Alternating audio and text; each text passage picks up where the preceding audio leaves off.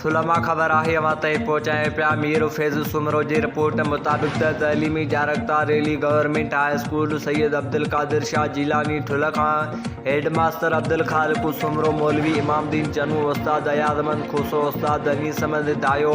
ऐं ॿियनि जी अॻवाणी में शागिर्दनि हथनि में प्ले कार्ड खणी शहर जे मुख़्तलिफ़ बाज़ारनि खां तइलीम पिरायो, मुल्क बचायो, ॿारनि खे तइलीम ॾियारियो, मुस्तक़बिल संवारियो जहिड़ा मुख़्तलिफ़ नारा हणंदा प्रेस क्लब वटि पहुता,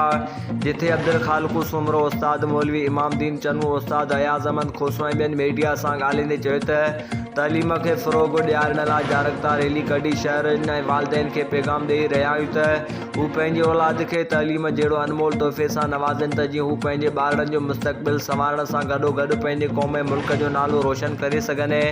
आख़िर में हिननि वालिदैन खे अपील कई त जेके ॿार स्कूल खां ॿाहिरि आहिनि उन्हनि खे स्कूल ॾांहुं मोकिले तइलीम ॾियारीनि त ॿारनि जो मुस्तक़बिल बहितर थी सघे। आख़िर में मुल्क ऐं क़ौम जी ख़ुशहाली लाइ पिणु दुआ घुरी वई।